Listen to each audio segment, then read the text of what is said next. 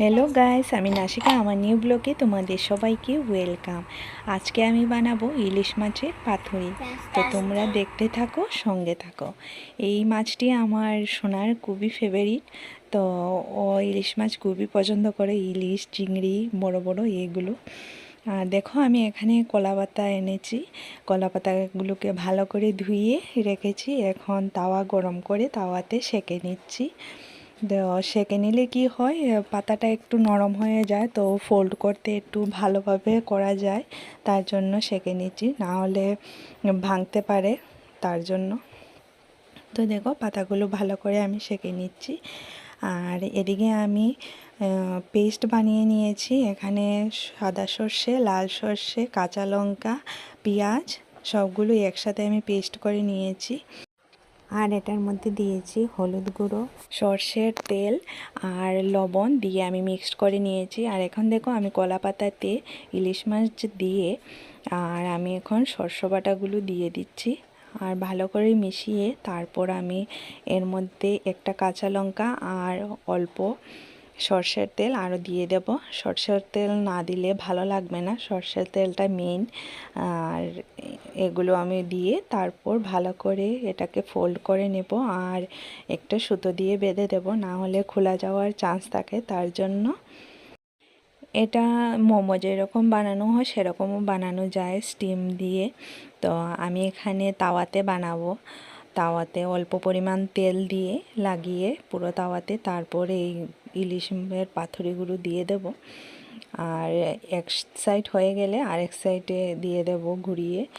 এরকম করেই বানাবো। আর এটা বানাতে প্রায় 20 মিনিটের মতন লেগে যায়, কারণ গ্যাসের ফ্লেমটা একদম কম লোতে রেখে আমি বানাবো। একদম বাড়িয়ে দেব না, বাড়িয়ে দিলে তো ভিতরে হবে না, জ্বলে যাবে।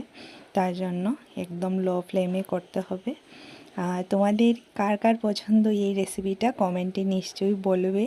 আমার তো খুবই ভালো লেগেছে। আর কিছুটা আমি টিফিন কারিতে আমি ভাপা বসিয়ে দিয়েছিলাম, কারণ এতগুলো কলা পাতা ছিল না, তার জন্য। আর জয়টা হয়েছে, 4টাই হয়েছিল, তো 4টা আমি বানিয়েছি। আর বাকিগুলো আমি ভাপা দিয়ে দিয়েছিলাম টিফিন কারিতে। আর টিফিন কারির ভাপাটা তো তোমরা আগেও দেখেছো, তার জন্য আর দেখালাম না। তো দেখো, আমার ফোল্ডিং করা হয়ে গেছে। এই যে টিফিন কারিতে এগুলো আমি ভাপা করে নেব। আর এখন আমি তাওয়াতে দিয়ে দিয়েছি, আর অল্প পরিমাণ আমি ডেকে দেব। তারপর আবার আমি 10 মিনিট পরে আবার উল্টে দেব আরেক সাইড করে। তো আরেক সাইডটাও হয়ে গেলে আমি নামিয়ে নেব। তো দেখো, মোটামুটি আমার কমপ্লিট বানানো। তারপর আমি নামিয়ে সোনা বলছিল আমাকে দাও, আমাকে দাও। তো আমি ওর জন্য একটা নিয়ে নিলাম। তো যেটাতে শস্য আমি কম দিয়েছিলাম এটাই নিয়েছি, কারণ ওকে আমি খালি খালি খাইয়ে দিলাম, কারণ ও বলছে আমি ভাত দিয়ে খাবো না। তো তার জন্য ওকে দিয়ে দিলাম প্রথমেই নামানোর পর গরম গরম। তো ও তো খেয়ে খুবই খুশি, বলছিল আরেকটা দাও। তো আমি বলছিলাম না, আরেকটা খেতে হবে না, বেশি খেলে ভালো নেই। তো দেখো, আর তোমরা একটু কমেন্টে বলবে আমার রেসিপিটা কীরকম লাগলো তোমাদের। আমার নিউ নিউ রেসিপি বানাতে খুবই ভালো লাগে, আর এগুলো তো আগেও খেয়েছি। আর তো তোমাদের ভালো লাগলে একটা লাইক, শেয়ার, কমেন্ট করে দিও। আর কমেন্টগুলো পড়ে ভালো লাগে, তার জন্য।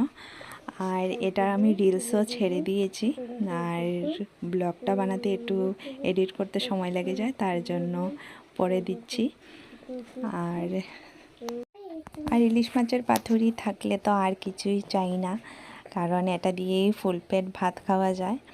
আর এটা খেতেও খুবই ভালো, টেস্টি হয়।